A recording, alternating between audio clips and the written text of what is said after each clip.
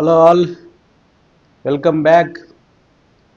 అసలు జగన్మోహన్ రెడ్డి క్రేజ్ చూస్తుంటే జనాల్లో మెంటల్ వచ్చేస్తుంది.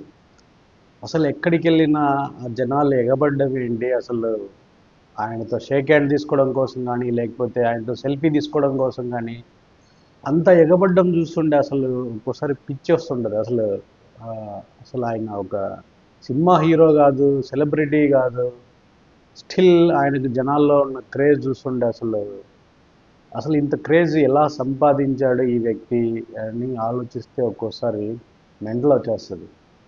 ఇప్పుడు అతను గతంలో అంటే అధికారంలో ఉన్నాడు కాబట్టి ఏదో ప్రయోజనాలు ఆశించి ఆయన చుట్టూ తిరిగేవారు అనుకోవచ్చు. కానీ ఇప్పుడు ఆయన దారుణంగా ఓడిపోయిన ఒక పార్టీ అధ్యక్షుడు, అది కూడా ఏమాత్రం గుర్తుపెట్టుకోదగిన విధంగా లేని ఓటమి అది. అలాంటి ఓటమి చెందిన నాయకుడికి ఇంకా జనాల్లో ఫాలోయింగ్ చూస్తుంటే అసలు జనాలు ఆయన్ను ఎంత ప్రేమిస్తున్నారు అనేది అర్థమైంది. కానీ ఇంత ప్రేమాభిమానాలు జనాల్లో ఉన్నా కూడా ఈయన ఎలా ఓడిపోయాడు అనేది ఒక $1,000,000 క్వశ్చన్. అది ఇంతవరకు ఎవరికి అంతు చిక్కడం లేదు. ఓడిపోవచ్చు, కానీ ఇంత దారుణమైన ఓటమి ఎలా వచ్చింది అంటే ఎవరు సమాధానం చెప్పలేకున్నారు. ఇప్పుడు ఆయన ఎక్కడైనా కూడా ఒక పెళ్ళికి వచ్చినా, ఒక చిన్న ఫంక్షన్కి వచ్చినా, ఎక్కడికి వెళ్ళినా కూడా జన సందోహము, జనాలు ఆయన చూడాలని వాళ్ళు చూపే ఆతృత, ఇవన్నీ చూస్తుంటే అసలు సమకాలీన రాజకీయాల్లో ఆంధ్రాలో ఇంతటి మాస్ లీడర్ ఇంకొకరు ఎవరన్నా ఉన్నారా అనే డౌట్ అయితే ఖచ్చితంగా వస్తుంది. ఈరోజు ఆయన వల్లభనేని వంశీమోహన్ను పరామర్శించడానికి విజయవాడ జైలుకి వెళ్తే ఎవరు ఎక్స్పెక్ట్ చేయలేదు. అసలు ఆ జనాలు రావడం ఏంటి, అసలు ఇది ఎవరు? ఇంతకుముందంటే ఆయన పైన అందరూ ఆరోపణలు చేస్తున్నారు, అధికారంలో ఉన్నావు కాబట్టి జనాలను తరలించి అట్లా ఎక్స్ట్రాపులేట్ చేసి చూపిస్తున్నారనో, లేకపోతే ఆయన సిద్ధం సభలు పెట్టినప్పుడు వాళ్ళ అపోజిషన్ వాళ్ళంతా, అపోనెంట్స్ అంతా కూడా అదేదో గ్రీన్ మ్యాట్ వేశారు, ఇంకేదో వేశారు, లేని జనాలంతా ఎక్కువగా ఉన్నట్టు చూపిస్తున్నారు, కంప్యూటర్ గ్రాఫిక్స్ అన్నారు, అదన్నారు, ఇదన్నారు. బట్ ఈరోజు విజయవాడలో చూస్తే అలాంటి హంగామా ఏం లేదు. ఇప్పుడు ఆయన అధికారంలో లేడు, జస్ట్ పర్మిషన్ తీసుకొని వాళ్ళ పార్టీ నాయకుని కలవడానికి వెళ్ళినప్పుడు జనాలు స్వచ్ఛందంగా అంతమంది రావడం చూస్తుంటే అసలు ఈయనకు జనాల్లో క్రేజ్ అనేది ఏమాత్రం తగ్గలేదు. ఒకప్పుడు ఎలా అభిమానించారో ఇప్పుడు కూడా ఎలా అభిమానిస్తున్నారు. ఇంకా నాకు తెలిసి ఇప్పుడు ఆయన పైన ఉన్న అభిమానం ఎక్కువైంది. ఎందుకంటే వీళ్ళు ఏదో ఎక్స్పెక్ట్ చేసి ఎవరికో ఓట్లు వేశారు, కానీ వాళ్ళు కోరుకునేది జరగట్లేదు కాబట్టి వాళ్ళకు ఈయనలో ఉన్న నిజాయితీ అనేది ఇప్పుడు తెలిసి వచ్చినట్టు ఉంది. అది కూడా ఒక కారణమై ఉండొచ్చు. అసలు ఈరోజు ఒక చిన్న పాప జగన్ కోసము ఆ అమ్మాయి పడిన తాపాత్రయము, లేకపోతే ఆ అమ్మాయి ఏడ్చిన విధానం చూస్తుంటే అసలు మనసు అదొరకంగా అయింది. అసలు ఒక్కోసారి మన జీవితంలో ఏం అచీవ్ చేశామని చెప్పుకోవాలంటే ఇలాంటి ప్రేమాభిమానాలను సంపాదించుకోవడం ఒక పెద్ద అచీవ్మెంట్ అని చెప్పొచ్చు. అది జగన్మోహన్ రెడ్డి సాధించాడు. ఎలా సాధించాడంటే డోంట్ నో, దానికి నేను కారణం కూడా చెప్పలేను. జనాల్లో ఆయన మీద ఉన్న అభిమానము, నమ్మకం అలా ఉంది. అసలు ఆ నమ్మకాన్ని సంపాదించుకున్నాడు. ఈ విషయంలో మాత్రం జగన్ ఈజ్ గ్రేట్. ఇంత నమ్మకాన్ని జనాల్లో ప్రేమాభిమానం సంపాదించుకోవడం అంటే అది మామూలు విషయం కాదు. అది కూడా ఒక 16 నెలల్లో 18 నెలల్లో జైల్లో ఉన్నాడు. ఈయన పైన లక్షల కోట్ల అవినీతి ఆరోపణలు చేశారు. ఇవన్నీ దాటుకొని కూడా ఆయన తన వ్యక్తిత్వాన్ని ప్రూవ్ చేసుకొని జనాల్లో ఇంత ఆదరాభిమానాలు సంపాదించాడంటే it's life time achievement. And none to second, nobody else can repeat that feet.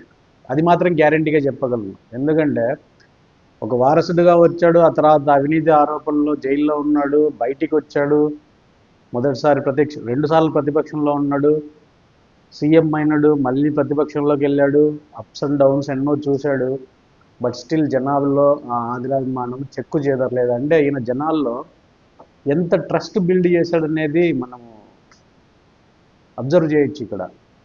అసలు ఆ చిన్న పాప ఏడ్చిన ఏడుపు, ఆ జగన్ కలవడానికి, ఆ జగన్తో సెల్ఫీ తీసుకోవడానికి, షేక్ హ్యాండ్ ఇవ్వడానికి, అది చూస్తుంటే అసలు పెద్దోళ్ళు అంటే ఓకే, ఏదో రాజకీయాలు చూసారు, కానీ చిన్నపిల్లల్లో కూడా అంతటి ఆదరాభిమానం సంపాదించాడంటే ఇంకా మనం ఇంకేం చెప్పగలం దీనికి మించి? ఇంకా మనం జీవితంలో ఇంకేమన్నా అచీవ్ చేయాలి అంటే ఇంకా ఇంతకు మించి ఇంకేముంది అని అనిపిస్తుంది.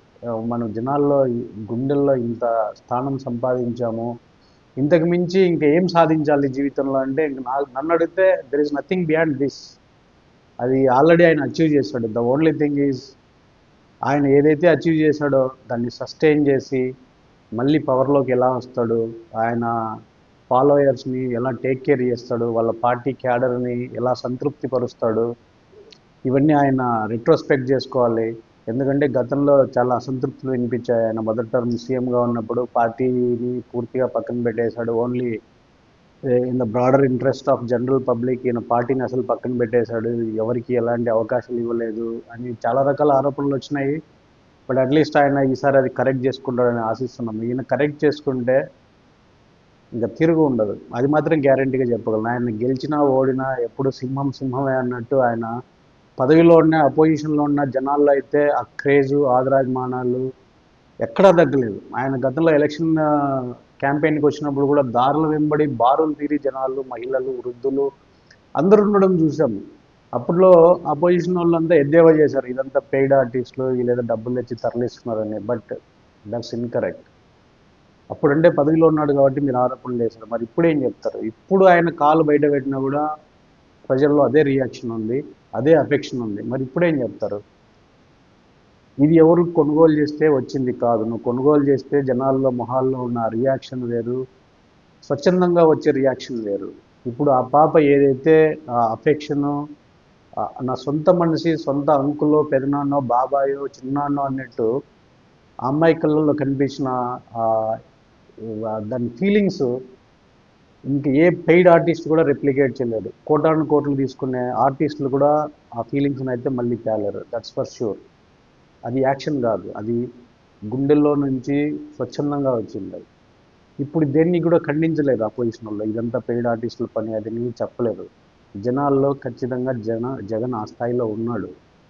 ఇప్పుడే కాదు, రీసెంట్గా ఆయన తిరుపతిలో తొక్కిసలాట జరిగినప్పుడు పవన్ కళ్యాణ్ ఒకవైపు ప్రెస్ మీట్ పెట్టాడు, ఇంకొక గేట్లో నుంచి జగన్ వచ్చాడని తెలిసినప్పుడు జనాల్లో ఆ కలకలము, లేకపోతే జనాల్లో ఆ ఎగ్జైట్మెంటు, ఆ నాయిస్ బజ్ క్రియేట్ కావడం, ఇవన్నీ చూస్తుంటే పవర్లో ఉన్న వాళ్ళు కూడా ఎవరు పట్టించుకోలేదు. ఎందుకంటే ఈ కూటమి ప్రభుత్వము అత్యధిక మెజారిటీతో అధికారంలోకి వచ్చి కొన్ని నెలలైంది.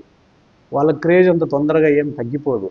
బట్ స్టిల్ ఒక కూటమిలో ఉన్న ముఖ్య నాయకుడు అక్కడ మాట్లాడుతుంటే దారుణంగా ఓడిపోయిన ఇంకొక పార్టీ నాయకుడు వస్తే ఎగ్జైట్మెంట్ అంతా అటు సైడ్కి షిఫ్ట్ అయిపోయింది. అంటే అర్థం చేసుకోవచ్చు జనాల్లో ఆయన స్టామినా ఏంది అనేది. ఇప్పుడు క్లియర్గా చెప్పాలంటే దేశంలో నరేంద్ర మోడీ, రాష్ట్రంలో ఖచ్చితంగా జగనే. That's for sure.